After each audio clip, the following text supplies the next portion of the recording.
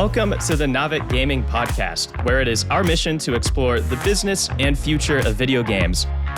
We bring together the industry's brightest builders, investors, and thinkers to keep a pulse on current events, dissect emerging trends in games, share lessons learned, and have a great time. This podcast is also part of Navic's growing ecosystem, which ranges from free and premium research to consulting and advisory services. For more information, visit www.navic.co. Now, let's jump into the episode. Hello, everybody, and welcome to the Navic Gaming Podcast. I'm your host, Alexandra Takei, and this is the Interview and Insights segment. Triple bottom line businesses, or businesses that are geared towards health, mental or physical, are an important part of today's modern business era. The onset of businesses like Tom's, REI, and Ben & Jerry's that have had this tertiary shareholder corporate social responsibility, or CSR as the short acronym, have been the vanguards of popularizing and exhorting companies to have another angle besides a fiduciary duty to their stakeholders. The audience is probably familiar with business models like Tom's and Warby Parker. For every X pair of shoes, the company donates eye care or other shoes to those in need, or for every % of profits or sales of the business, they go directly to a charity partner. In the world of video games, big studios like Blizzard and Activision have sold in-game items for charity, take the breast cancer skin that we did for Mercy and Overwatch, or launch specific programs like the Call of Duty Endowment, which provides grants to charities that help military veterans find high-quality jobs. Video games have also attempted to play a role in changing people's behavior and habits, encouraging players to have a bit of a more salubrious lifestyle, whether that's through Pokemon Go or getting folks to go outside, or a direct fitness game like Ring Fit, Wii Fit, Lane Break, etc., that wrap a game with a reward-like system around it for physical activity. And so today we're going to talk about two such games for good, as we've been calling them, and two awesome founders are joining us. First, we're welcoming Jenny Zhu, my friend and rockstar founder of Talofa Games, who just released their game Run Legends, a mobile co-op fitness RPG for Android and iOS. Welcome to the pod, Jenny. Thanks, Alex. I'm excited to be here. Yay! And now we're welcoming Laura Carter, the founder of TreesPlease Games, fresh off an announcement of $8 million in funding with participation from March Gaming and Lakestar. Welcome to the pod, Laura. Thank you so much for having me. Really excited to be talking to you both today. Sweet. I'm really happy and excited to have this discussion. In your VentureBeat article, Laura, you were quoted saying, by changing hearts and minds, you can affect consumer behavior and consumer perception. And that's what changes how people spend money. The motto of Stanford GSP's program is change minds, change organizations, and change the world. And so I personally have tremendous resonance with your ambitions. And I graduate in like a week and a half. So this stuff is like really on my mind. And Jenny, in your lane, we've talked a ton, but as an ex-Division 1 athlete, cannot stress how important it is for health and happiness to be actually physically active. And maybe we'll get into this in the episode, but gamifying fitness seems to be a cool, motivating force. So with that said, I gave you guys a brief introduction, but I'd like you guys to share with the audience your backgrounds and how you came to found your studios, your motivations for founding your respective studios, and maybe a little bit about your studios themselves, how big they are, and how long they've been around. Jenny, how about you kick us off? Yeah, happy to kick it off. So I'm Jenny, CEO, founder of Talofa, and I've actually been building games as well as running since I was 12 years old. So I ended up making 10 mobile games that got 10 million downloads, and they were like top charts, ended up making enough money to also cover my tuition when I went to MIT. And I studied computer science there, but also got recruited to their cross-country track and field team. So I was running 70 miles a week, did varsity, ran nationals, and ended up finally combining the loves of my lives, fitness and gaming, when I participated in the largest Niantic developer contest that they've ever hosted. And we ended up winning that contest, getting $300,000 in cash prize kind of right out of school. And that's when we really started up our studio and worked with Niantic for about a year and a half. They taught us really good practices on how do you actually build games that get people to go outside, like real world game platforms. And late 2021 is when we went independent and started building up our team. It's currently 7 full-time. We've got folks from like Riot Games who worked on League of Legends to EA, that game company, and even Black Box VR. So really some of the best people within gaming and fitness.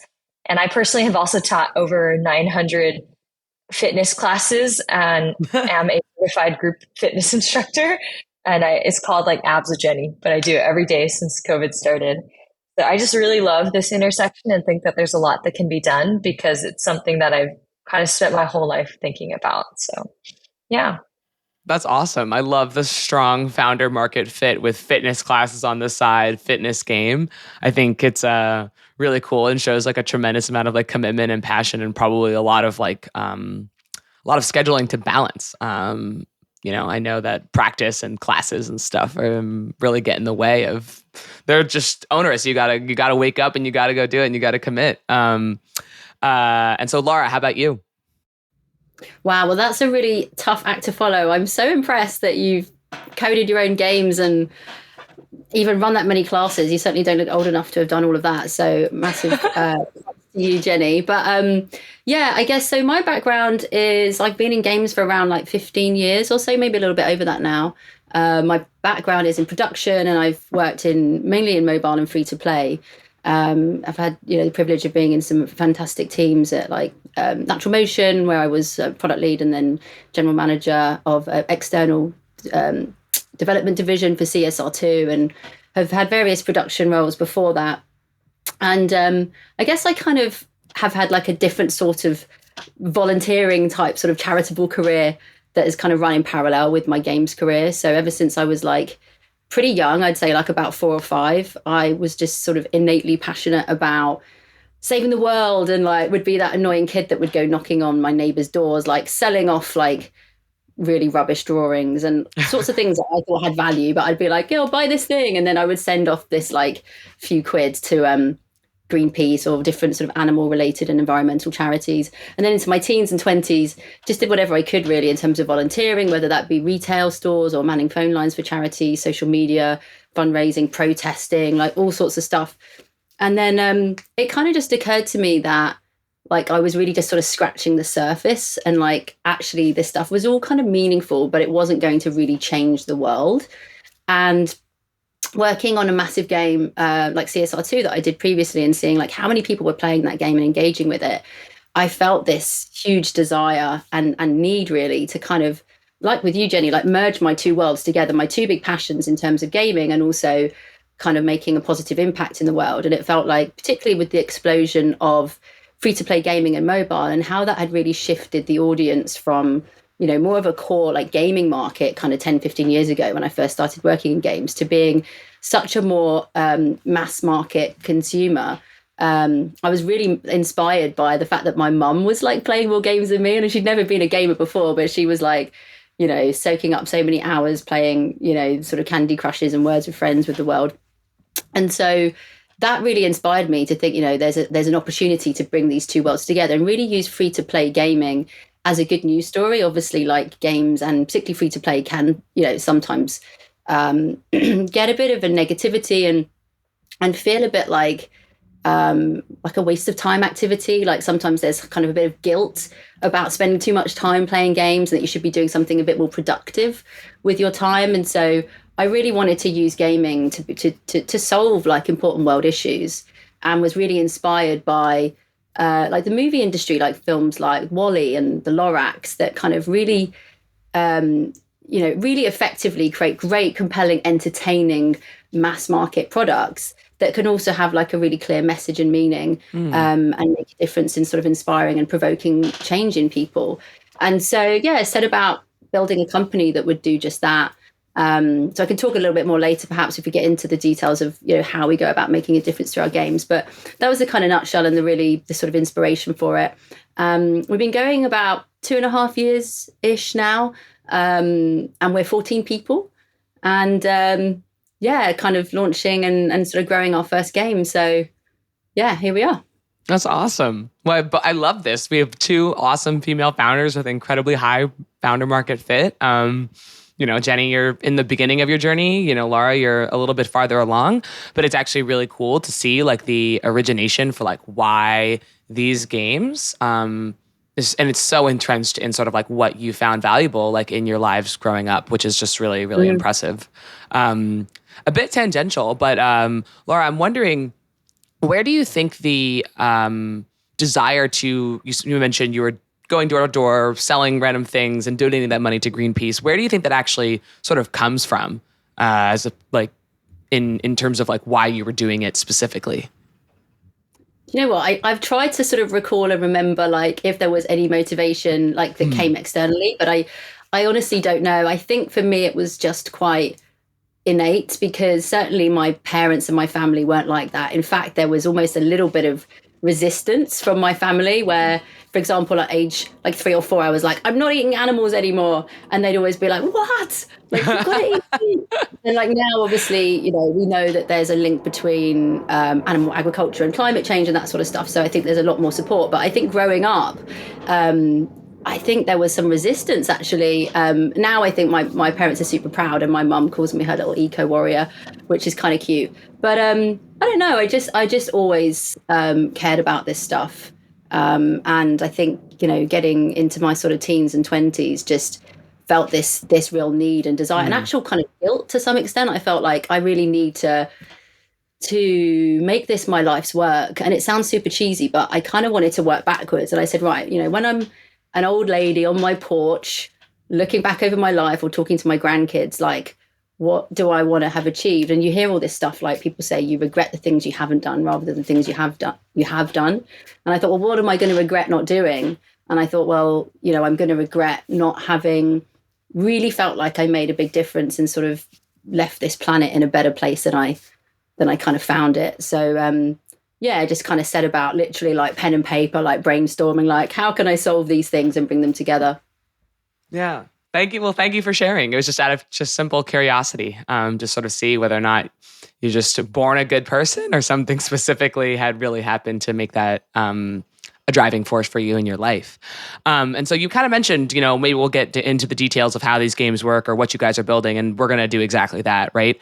I kind of want to talk about what is the game design and what is your guys' business models for each of these games, and also kind of what are the causes and outcomes you actually expect from your players. And so Jenny, I think maybe we're going to start with you. Could you tell us a little bit about Run Legends, what makes a good running game, and the business model that is associated with that game? But obviously first more talk about the game design, stuff like that.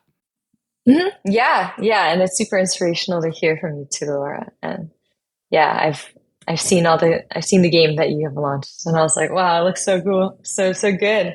So for Run Legends, it's a mobile cooperative RPG game where you're walking and running to defeat enemies. So you're playing together with friends, you're going and moving outside in real time with other people. So that element of like mobile synchronous multiplayer plus exercise is something that I don't really think I've ever seen. So it's really the first mobile game that's trying to do this. And a lot of the gamification of exercise comes down to like, how do you just make someone forget that they're working out? So we have immersive audio that plays, and you're hearing things like, oh, the enemy's at low health, like go now. Like these things that make you feel like when I'm exerting effort, I'm contributing to battle, like I'm playing the game, I'm not just working out. So that's a lot of the high level of game design is just around like, how do you make the most engaging experience possible that gets people to be healthy and also have fun at the same time. So that's Run Legends on a very high level. And there's like attackers, defenders, healers you can play as, because it is a co-op game. So you can take on kind of different roles. And there are very fun clutch moments that we'll often see on Twitch where like somebody will, just in time as the enemy's about to unleash their critical attack, they put up the shield and you're like at 1% health. So like those cool moments of like what you might find in a normal game, we've replicated, but in a fitness game. So that's something we're really proud of. And our business model right now is a free to play model. So everyone starts for free, like with fitness, especially. I think it's hard enough to get started. So that's why I made it just completely free to start. And we have like very basic micro, like mini purchases that you can make, microtransactions. We have coins that you can buy in the store, and eventually we'll add more. We just launched like not too long ago. So we're really trying to focus on retention engagement right now. And I think in the future, we'll have more like subscription type things or more like battle pass type monetization. But for now, it's probably the most accessible it'll ever be. So it's the best time to play and give us feedback. Awesome. And so you mentioned this co-op, and so you're ostensibly just picking up two of my friends that we run with. And so I'm wondering if you guys did any kind of examination on the personas of the kind of players that you're trying to attract to your game? Who is like your ideal target gaming customer? Yeah. One other thing that we do that's unique is we target Gen Z pretty uniquely, like, or Gen Z to early millennials. So it's like 18 to 34 is our target demo. And these are people who have grown up with games essentially. So they're way more of like the gamer than they are necessarily like a fitness expert. So it's oftentimes like people who just want to get healthy for the first time. And we see people who I'd say are less like super competitive and more so collaborative, which is why we moved to a more co-op model. It also leads to way more healthy social behavior. Like you don't want to be like always trying to go as fast as possible in a match, for example, because then you're just going to get injured. So that is why we built it in that direction, just seeing people like it. And we do think that people are still a little competitive because we added leaderboards into our game and suddenly like engagement 10x. So there's still a merit to having like a light competitive player, even if most of it is cooperative. So it's more like teams being competitive than individuals being competitive. Yeah, it's really interesting that you say that, because I think that's actually like one of the questions inside the personas was for many of the fitness games that currently exist on the market, and even not fitness games, but even just like fitness apps like a Strava, competition is really the sole motivating like hero's journey, right? In terms of when we think about those players. And so I'm wondering how you're serving people who in athletics like to be competitive versus how you're serving those who want to be collaborative, and obviously like reducing that barrier down to go running together, right? Because some people need groups of people to go running, and some people are very motivated to do that because they want to beat other people. And so now it sounds like you got two structures, two game modes. Is that a good way to put it? Or yeah, or more so the game mode the default game mode is always collaborative, but then we have metagame that's competitive. So I see. It works better that way. But we also have like little competitive things like in the middle of a game with your friends, you might encounter this like little mini game where whoever like runs the most within like a 1 minute section will earn the most coins, and you can take it home, brag about it. So there are little like competitive moments sprinkled throughout that can scratch that itch for people. Mm-hmm. And where are you guys finding the majority of your doing the majority of your marketing, right? Obviously with IDFA, it's hard to target these specific people. So what strategies have you found since you just recently launched that are working, and what isn't? Yeah. I mean, we built our community first, like while we were building the game. So that's been honestly where we found a lot of our initial users. Like we had like 50,000 players coming in the last 2 weeks, just pretty much all organically with some like paid spend. But we had like Twitter, Discord, TikTok, Instagram really be our main funnels. And Twitter's our biggest presence right now, like 52,000 people following us on there. And yeah, the rest, like we put some test spend into Google Ads and found like CPIs of like a few cents. So it's been really cool to see that. And I'd say just having like app store coverage has been crucial for us too. Like Apple just featured us as like one of the best new games, and it's WWDC week. So you've got a lot of exposure from that. And like Google Play as well has like put us into a lot of featured collections. So I'd say just the organic store page presence has been really helpful for us too. That's awesome and interesting. And I'm actually going to go back to your community because I've been, privy to your story for a bit, and I'm going to pop the Web3 question. You started building your community because I think originally there was potentially an angle of Web3 to your guys' game. And we know that, we saw the rise and fall of STEPN to some degree, and wondering how your team is thinking about like play to earn to be fit, or play to be fit, or whatever acronym wrapper I can put around this to kind of make it a thing.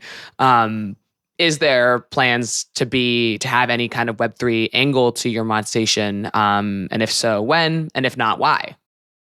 Yeah, no, really good question. And I just think that the idea of like moving to earn, or I guess move to earn games as they call it, like a lot of the issues I see with it more so are just the quality of the players that you get and the people who maybe come and then like don't exercise and leave.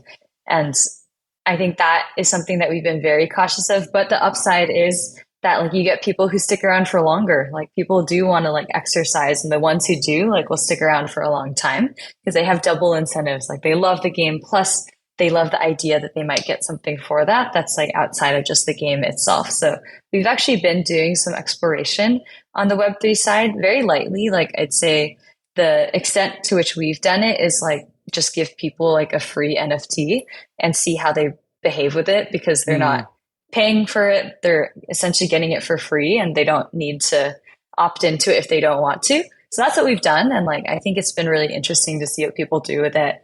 And I wouldn't say that it's been a big part of our strategy, but it has been like one part, because then we can get those people who are maybe disillusioned by STEPN or like the idea of a game that got them to move, but maybe that wasn't the game for them, or they want to try out more. And that's like a user acquisition strategy that we've been using. So I think the space has a lot of innovation to be done in it. And the first really big recent game that happened was STEPN. So like, I'm thankful for STEPN for making this fitness game genre way more popular, especially in a VC space. Like I'd say before that, like no one was talking about like fitness games being venture backable or scalable. So interesting. Yeah. Well, we're definitely going to get to that topic later on in the podcast on studio fundraising. But Lauren, I kind of want to switch over to you and kind of ask a similar framing. You know, how does TreesPlease, and I think your first game is called Longleaf Valley. How does Longleaf Valley's game design and monetization connect to its charity goals or its planting trees goals? And can you elaborate kind of on what the game is and the core loop? Yeah, sure. So, yeah, I mean, we've always wanted to make sure that like planting trees is something that players can do for absolutely without any spend within the game at all. Just really important that those 4 good elements are not, you know, kind of blocked behind paywalls or anything like that. And so that people can have a positive impact on the world and the planet just from playing. Naturally, you know, players can make more progress, both in the game and in terms of tree planting through spending money.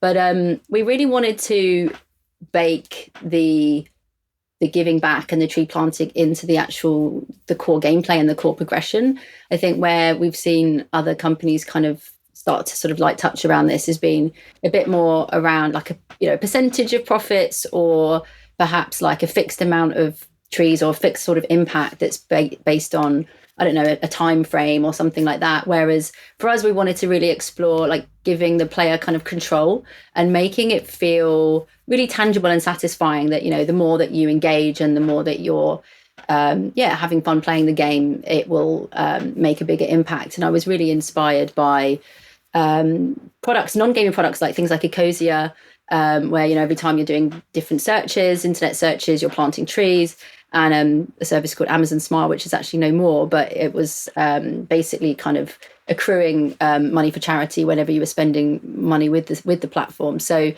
I thought, you know, it's about really like bringing giving back to people and sort of immersing it into their existing gameplay, basically.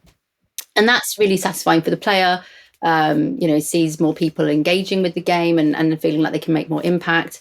And also allows us to have a bigger impact in terms of the environmental goals. You know, there's no kind of upper ceiling ultimately, which is really positive. And that's one of the reasons we've been able to make such a big impact, where we've planted with our players around over 500,000 trees now. It's about 550,000, which is pretty cool given that we've only just recently come out of soft launch into sort of launching the game worldwide.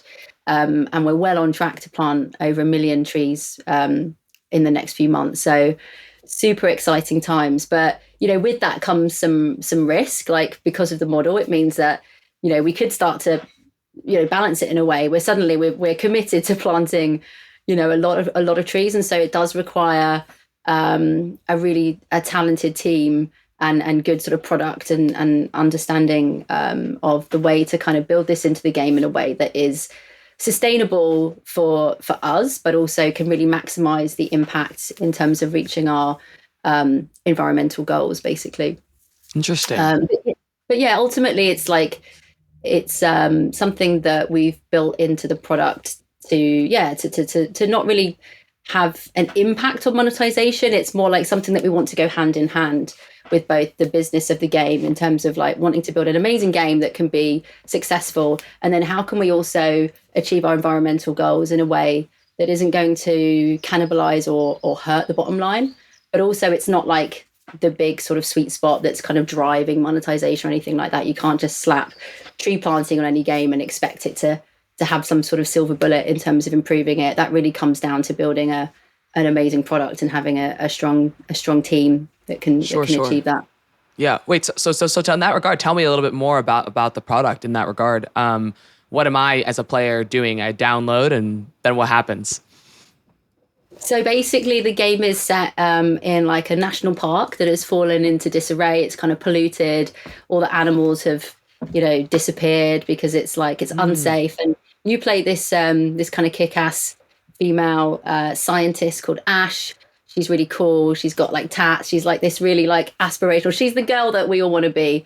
And she's kind of coming in to sort of save the park basically and restore, the plants and rescue the animals and that sort of stuff. And it was really important that we created a game that didn't feel like an eco game. We don't want it to feel too on the nose and too like an educational experience. We want it to feel, like I mentioned earlier on with like Wall-E, something that's just a really fun, entertaining film. And naturally there are those environmental themes, but you don't feel like it's kind of being shoved down your throat. So we have a lot of focus on story and humor and making it feel casual and cozy and relaxing and fun, and all of the reasons why people play, casual puzzle games, but also trying to make sure that we are being impactful with the awareness piece. So sort of touched on it earlier on, but in terms of the way that we want to make a positive impact through the games, it's kind of three key things. One is awareness about like world issues like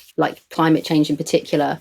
And as I say, sort of through story and theme and narrative. And I think that's really, really critical. It's very hard for us to measure that that's effective, but it's also really, really important because that's when real change happens, when people, hearts and minds are influenced and people start to care about this stuff and change, how they spend their money basically and how they vote. Like that's when corporations and politicians actually start changing how they behave once they know that enough people care about stuff.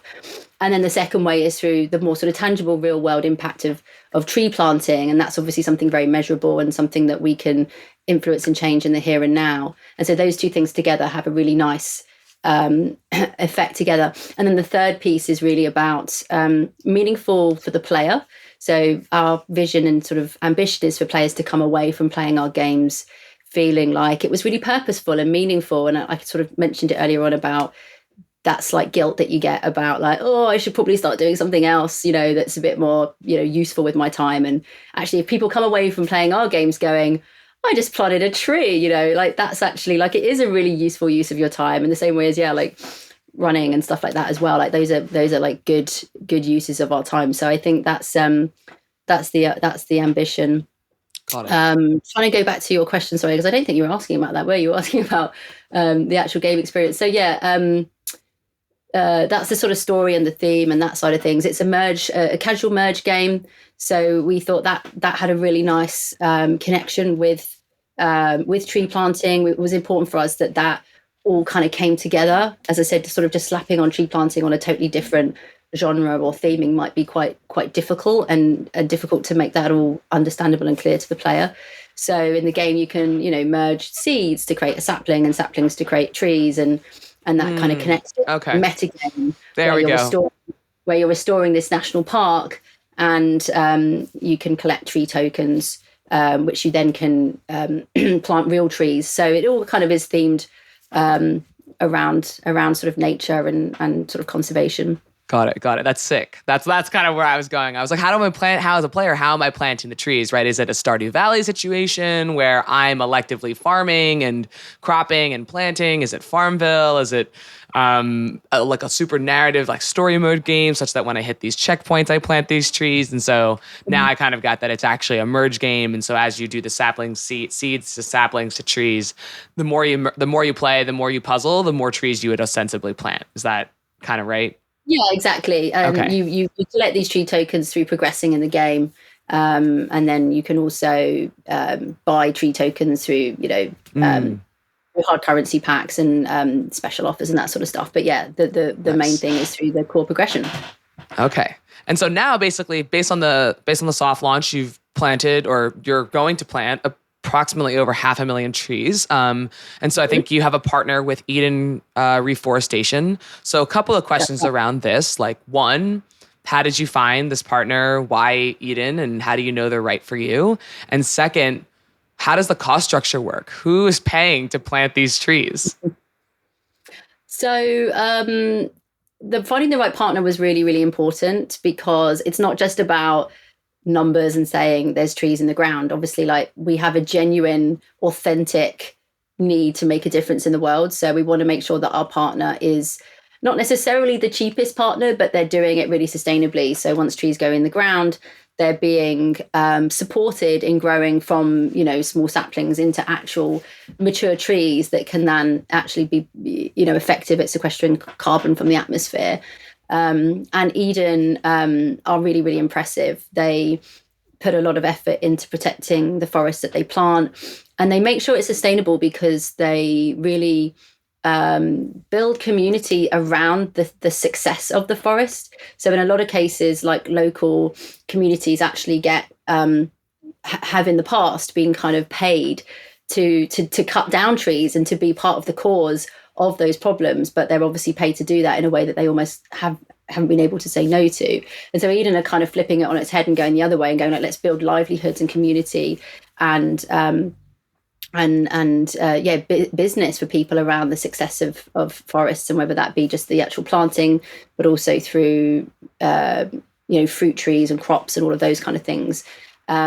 And so, building livelihoods around trees, making sure that they're supporting the long-term protection of those forests. They also only plant where rainforests have previously been deforested, so that it's actually in a location that is right for those particular species of trees, and where the biodiversity depends on it and that sort of stuff. So they're a really impressive partner, and they ultimately can scale. So they plant for, I mentioned Ecosia earlier on, and I know that that they've had a lot of success with them, and they've planted, like, I think it's coming up to 1 billion trees. It's like over 900 million now or something like that. So really amazing partner.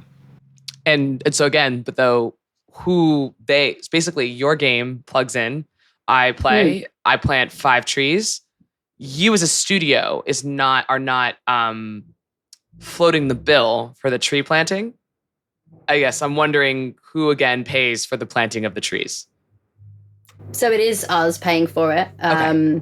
Got it. Yeah. So that's why I was saying earlier on, there's a bit of risk involved, because some players will come into our game and never spend a penny in the game, and they will plant trees, and then we are committed to spending that on their behalf.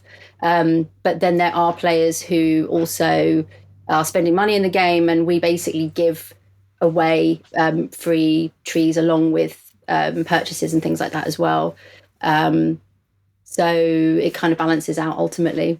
Yeah, this is really fascinating, actually, because I think with the triple bottom line, right, you have studio, you have players, and then that's an inflow from players. Outflow would be to you guys in terms of revenue, or to investors, right? And now you have this other third party, the Eden Reforestation. And so actually, similarly to Web3 in a way, you have negative LTV players who basically never contribute in inflows, but contribute positively in outflows to donating trees. And so I think it's an interesting business model where you really have to rely on the inflows to come in to ensure that the mission of planting trees can be sustainable over time. Yeah. Yeah. And that's why I'm saying is we need to make sure that we balance it really, really carefully. And we have very talented people looking at it to make sure that, it's going to suddenly kill the business, and we can do it sustainably. But we know that for the players that are planting trees, like, they're so vocal about it. Like, they absolutely love, if you look at our reviews on the game, like 80-90% of our reviews are about how amazing it is that they've been able to make a difference through play. And I'm sure people are talking about it to other, players. We've seen a really good impact on, sort of organic growth. Obviously we monetize non-spenders through advertising and things like that as well. So, sure. Overall, we think it's, something that we can sustain and achieve both our, our business and our environmental goals in parallel. Yeah, absolutely. And so I think in the same regard as Jenny, right? Who is your ideal customer or player? And this is probably not surprising, but I think survey data from like a multitude of sources basically suggests that 60 to 80% of millennials expect companies to be good corporate citizens. Gen Z is also a population, like Jenny said, that has focus and perceives things very similarly. Are you guys targeting customers that might skew towards the younger side? Tell me a little bit about like your cohort personas that you guys have been targeting. So, I mean, generally with casual puzzle and merge, it is similar to, the match 3 space, where it's a very, very broad player base. But, the absolute kind of core demographic does tend to be, sort of 30 to 50, 60-year-old females. But obviously it's not a very, very targeted demographic. It is such a broad genre. But yeah, like as you said, from a for good perspective, that does tend to be something that, particularly with the millennials and Gen Z, etc., like that's something that they are incredibly motivated by, and that's really exciting for us to think about. Like we can really broaden our appeal and our reach, and think about about having that wider appeal. So. Yeah, it's an exciting opportunity for us to kind of go beyond the sort of typical merge player. Nice. And so both of you guys, your games are live in some capacity, either in full launch or soft launch, or just released an alpha or beta. Can you describe some of the reactions from your current players? And what are you learning about the system that you've described? And is it working the way you guys intended? I always love this question because it's like you're testing a thesis. You have a game thesis and then you're going to market and you're testing it. So maybe Jenny will bounce to you. Did you guys have a specific target of runs per player or volume? And how are you seeing people engage with the product that might be surprising? Mm-hmm. Yeah. And I'd say like our initial hypothesis was like people will use this probably max like 5 times a week, because that's about how many times, like that's like running every single weekday. And that's probably more than what somebody is recommended to do by their doctor, is like, oh, you should like work out like 3 to 5 times a week. So that was what we expected when we went into open beta, launched. And what we saw was like these crazy players doing like 200 workouts a week. And we're like, what are they doing? Like, how are they running so much? And what we learned is that actually way more people actually walk with this game than we expected. Like, it's way more of a walking game than a running game in terms of our demographic. Oh. And like the average pace people play the game at is around 12, 13 minutes per mile. So it's between like, could be like a light jog or jog for people, but it's also like a lot of walkers that are pushing that number closer to like 20. So Walk Legends. That was surprising. Yeah. Walk Legends just doesn't have the same ring to it. But it's definitely something that we found to be one of our stickier things, is the fact that people can just put it on when they're walking their dog, or in the middle, they're just doing their commute. So they turn it on and they just play a little walk, a game while they walk. So yeah, the like 200 plus missions a week point is something we never expected. And I think there's a lot of safety things that we have to start thinking more about as well. It's like, is that acceptable to allow someone to do 200 plus missions a week? Is that too much? Like, at what point do we put in some maybe flags that are similar to Ring Fit? Like, hey, you're just working out too much. Like, we recommend you take a break. But then that's like opposite to our business, which is we want people feeling as much as possible. So there are like some key accessibility safety things that we keep in mind when we're developing a game that involves health, because you can go overboard, or if your game constantly rewards sprinting all the time, somebody's bound to get injured. So that's why like part of our game design is also around like you can play at whatever fitness level you're at, and it doesn't hurt you to walk versus run. So there's no incentive to actually going faster. You can just set the game to like a lower pace and play the same game. So for a lot of people who might have always felt like the slower person in their team or in their friend group, they can actually feel really strong in the game because it's all calibrated. So that's one thing that like a Strava, for example, like I love posting, but that's because like I've been running my whole life and I can run really fast. So like I get a lot of likes, but like for somebody who just started, like they don't want to post often because they feel judged, or they feel like they're not fast enough. So yeah. There's an article in the New York Times about the back of the marathon pack guy. I forget. He's like a legend in running world, but it's basically like he's this like leader of this group of people who are trying to be the slowest runners. I forget what it's called, but it was written up in the New York Times the other day, but it's actually like really awesome and like such a welcoming community. He's like, I want running to feel like it's accessible to everybody, no matter how slow you are. And so it's actually really cool that you're noticing that in your game as well. And it's a good thing to kind of like serve. Oh, my customers prefer to walk versus prefer to run, which is pretty awesome. So, yeah, I think it's the slow F runners or something. But I also slow F runners, yeah. yeah. But I was very inspired by that article. Yeah. Yeah. Laura, how about you? Is there anything that you guys are picking up from your soft launch that you guys didn't necessarily expect? Can I just say that's definitely me, by the way. I'm definitely part of that slow AF group. Like, I think I said to you in the email, like I'm allergic to running. But I think like your product would definitely like motivate me to get into it, just to like give me that focus and that motivation. But I would still be like really crap and slow. So yeah, I'm glad that there's other people that are using it to walk, because I'm definitely going to check it out for that purpose.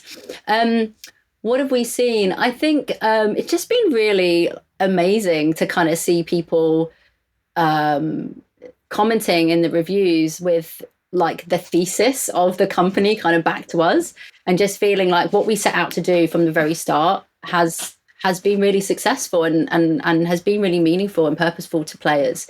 So, you know, that idea of knowing that ultimately people on the most part like do want to make a difference in the world. They want to have meaning, they want to have purpose, they want to give back in some way, but a lot of the time people just don't know how to go about it, where to look, like what opportunities there are. Like I found that myself in the past when I was trying to get more into volunteering. It was like quite a lot of hard work. It's like, where are these different organizations, and you know, how do I get involved? And actually kind of thought like there needs to be a way to bring this to people and make it easy and make it friction free, and just so it's part of that loop of like, oh, I can plant a tree if I can just do this next thing in game, and that's going to be motivating for the player, and also it's going to be good for us because it could be a way to kind of really create loyalty within the game. Sure. And so seeing people basically say like, this is so amazing that I can make a positive impact, that I can plant trees whilst also having fun and playing games, is just like, you know, a massive validation and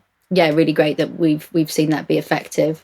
And one of the other things as well was like part of the sort of the thesis and the hope was that the mission would actually allow us to build a really incredible team, because like hiring is super hard, like, you know, like finding amazing people, it's so competitive in the games market. And as a startup where you can't always pay the biggest salaries, like it's quite hard to compete. And especially when you're trying to, you know, attract fantastic people who can probably justify, you know, top salaries in bigger companies and things like that. But I think like myself, there was a lot of people who want to find purpose, not only the players, but people wanting to have purpose in terms of the work that they do and go to work, not only because they're ambitious and want to make an incredible product. And that's also part of it, right? We want to make a top performing game, market leading game. And that's, you know, an ambitious team that wants to achieve that. But it's also about wanting to feel that, you know, how we spend most of our lives is at work, right?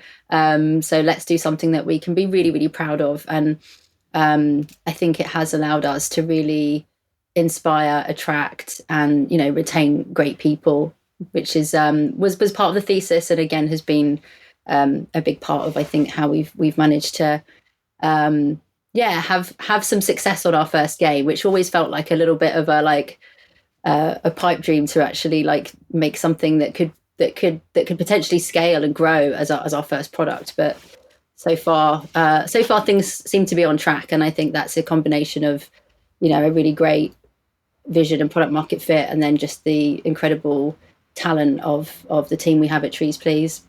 That's awesome. Well, first I want to react and say like that's probably amazing to have all those comments, right? I think as a developer, like that nothing makes you feel more valued than your community responding positively. And we know in the gaming world that is often not the case. So major congratulations that people are loving the game and loving the thesis. And actually, like you're 4 steps ahead of me because that's exactly like what I was going to start asking about when it came to the studio fundraising side. Was I would love for you guys to both share your journeys in the fundraising process. Putting the investor hat on, I might say, hey, studios with a corporate social responsibility mission are investable because they attract talent and they're overall like good for the universe. But on the other hand, depending on the business model, now the revenue and the payout waterfall is getting shared between the developer, a charity, and another fund.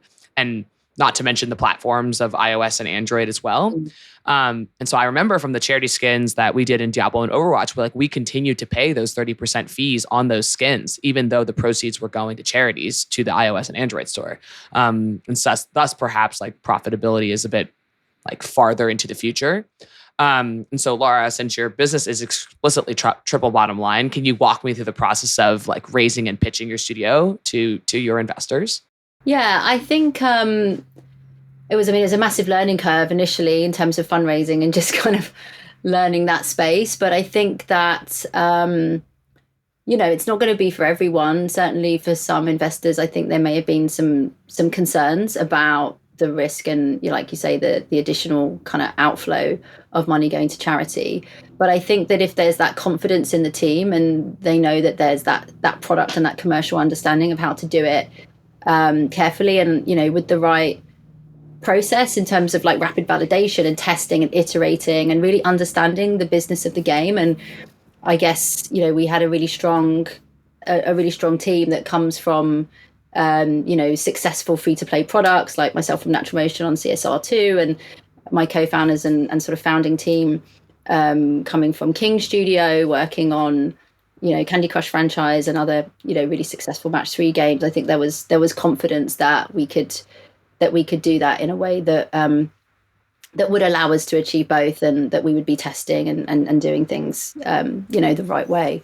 But I think ultimately it was about finding a partner, like an investor, a VC that you just sort of know when there's that sort of chemistry and when people are excited about what you're doing. And there's some conversations you have where you feel like there's a sense of like there's some interest, but they're kind of just trying to hear what you're up to. And then you sort of have some conversations where there's that chemistry, and it's a bit like, I always think of it like dating.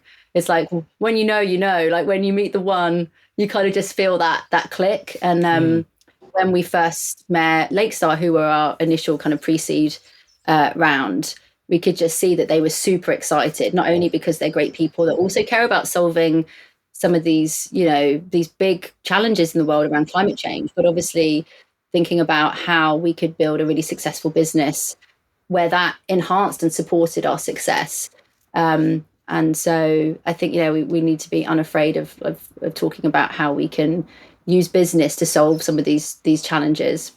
Definitely.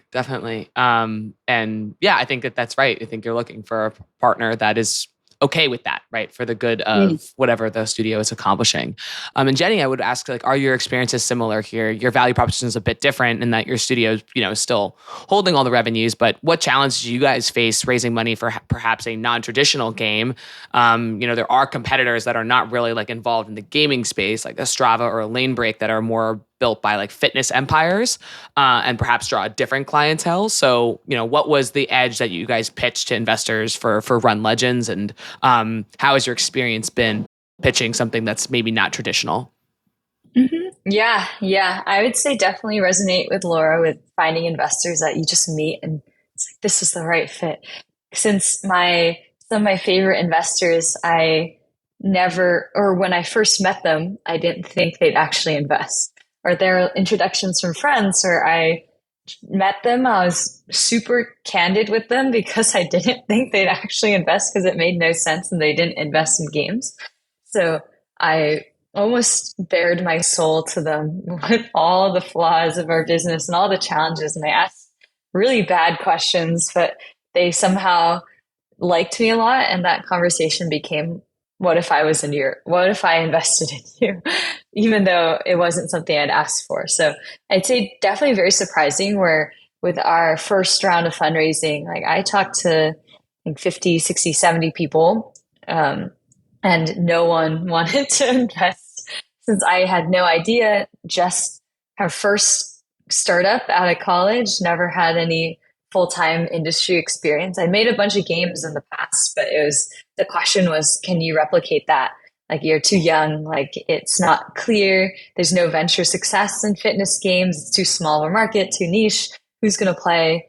So that was really tough. And it became like, do you just like me as the founder? So my first investor is Basis Set Ventures. They're an SF based like tech fund, and they didn't really do any fitness or gaming. So I pitched it as like fitness meets AI, since they do a little bit of AI. And this was back like 3 years ago. So before all the AI revolution right now. But that first, or not 3 years ago, like 1.5 years ago. But it was just I just liked the person there, and she liked me. So we ended up working together. And even to this day, they're one of my favorite investors. And it's just like the support they provide me in terms of being a leader and growing as a leader, more so even than the business, because you know your business best. Like, investors shouldn't be telling you what to do. But what they do help me with is seeing my blind spots and like, what am I failing to do? Like, how do I manage a team? So that was my like very first check. And then like we did a like official pre-seed round and found a little bit more success because we like started to find traction, like had some users. And when the numbers can speak for themselves, it makes it a lot easier than having to continuously like prove that this works. So, I mean, we're still in the process of like trying to figure it out. I'd say we haven't raised nearly as much money as Laura has, but it gets easier. I think the more we do it and the more people we bring on board, like I start to see what I value, and I value that authentic connection. Since I'm a person who's not the traditional founder, I'm not really good at bluffing or like being really confident in things. In fact, I'm probably more, I come off more insecure and more anxious. So somebody has to understand like that comes from, it's like a different type of business person. Like I'm way more like pessimistic, but I try to like come to business with like I try to be like very clear with what we're facing as challenges. Like, I don't paint a rosy picture if it's not rosy. Yeah. And who's to say what a founder is supposed to look like or be? I think a founder can be in anybody. So, yeah. So a final question for you guys before we wrap up. A broader question. Both of you guys have an incredibly strong founder market fit to the product you're building. Jenny on the running side and the fitness classes side, and Laura, your background mobile games and a lot of the work that you've done with charities in the past. What do you think like AAA or mainstream gaming should be doing better to help the world be a better place? Or do you think that this innovation is like really only possible from the startup side? And maybe Laura, we'll pass it to you first.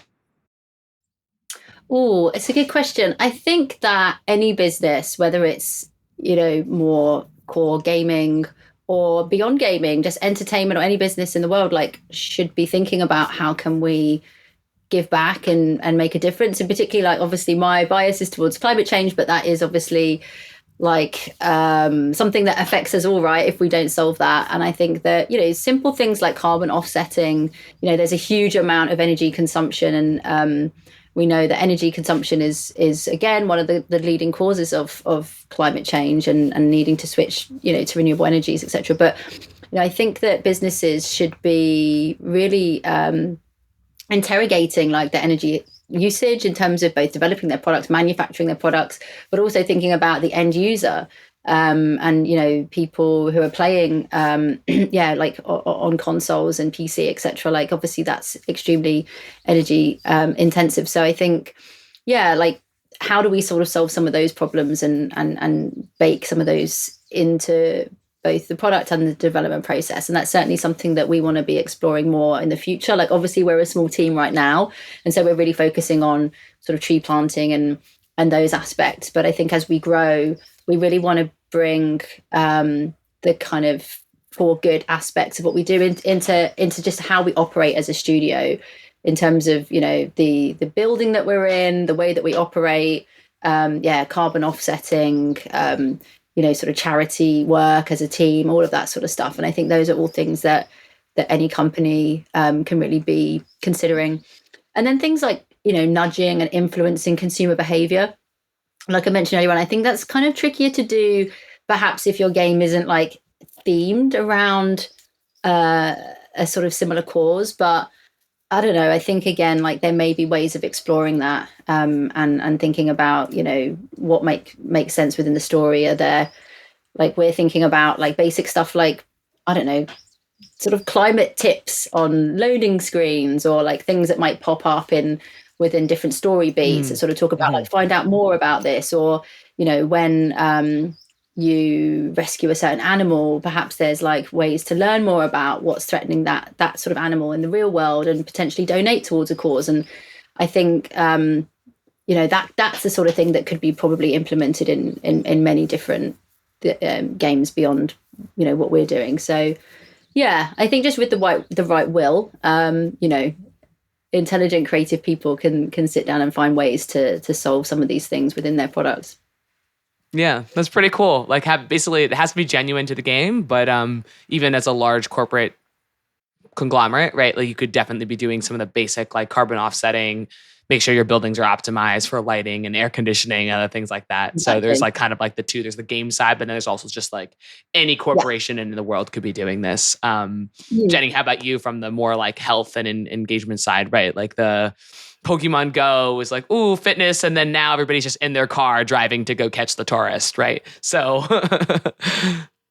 Yeah. I mean, I definitely agree with Laura. And I think that the cool things that I've seen corporations do even internally are like people do health challenges, and people sometimes make those health challenges like public and make it a fun thing. So those are easy ways to do it, like internally as well as like maybe show a little bit externally. Like I see companies organizing like 5Ks or conferences organizing 5Ks that are just themed around like that conference. So I think things like that are definitely more on the health side, but just in terms of doing more good, I feel like doing things like the charity skins, or doing more of the, like when there's a certain cause, or it was Asian American Pacific Islander month last month, like just doing something that themes around certain events that highlight diversity or some causes for good. Like they have the largest platforms, like so many eyeballs. Like why not use that to spread some good? And they have so much more leverage than us. So even just helping like support small organizations or startups is something that I think helps, like Sony Innovation Fund or PlayStation with their fund, and just helping indie developers who have like missions like our companies is also helpful. Since if they can't do it themselves, they can help out some folks who can. So I think that's also one way that I've found it really helpful, is like we got funding from Niantic, and they were super helpful in getting us off the ground. So things like that, like I just think more companies can do. Got it. Yeah, those are great tips and advice. Yeah, I think I love the charity skins. I love the just partnering with the innovation funds to fund innovation at other studios if they can't do it themselves. All amazing ideas.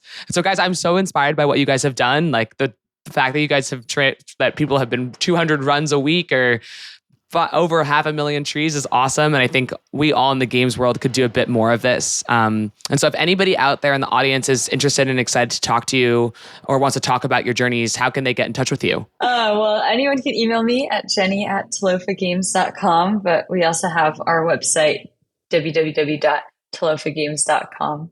And I can also be reached at XUJennyC on Twitter. So all of those channels, like I'm always open to chatting. I feel like I'm still in this phase where I'm still learning a lot. So the amount that I can give back, like I'm happy to. Yeah, email is probably the best way for me as well. So I'm at laura@TreesPleaseGames.com. Yeah, like similar with Jenny, like really happy to hear people want to talk about ideas for how they can do similar stuff in their games or products, and ideas for our game. Like, would love to hear it, because definitely people who are playing the product obviously always have a different perspective. So we have a big shopping list and backlog of things that we want to do in the future to do more on the kind of for good side. And now that we're in a point of moving the game into sort of profitability, we're able to start really doubling down on that a lot more. So would love to hear from anybody who's got suggestions on the deepening of the sort of the charitable layer within the product. So yeah, hit me up. That's awesome. Okay, guys, on that note, we're going to be concluding. Big thank you to Jenny and Laura for coming on. Thank you to our listeners, and I'll be back in 2 weeks. Until next time, friends, hit me up. Feel free to hit me up at alexandra@naavik.co if you ever have any questions, comments, or concerns. Would love to hear your feedback. And with that, see you next time. If you enjoyed today's episode, whether on YouTube or your favorite podcast app, make sure to like, subscribe, comment, or give a 5-star review. And if you want to reach out or provide feedback, shoot us a note at podcast@naavik.co or find us on Twitter and LinkedIn. Plus, if you want to learn more about what Naavik has to offer, make sure to check out our website, www.naavik.co. There, you can sign up for the #1 games industry newsletter, Naavik Digest, or contact us to learn about our wide-ranging consulting and advisory services. Again, that is www.naavik.co. Thanks for listening, and we'll catch you in the next episode.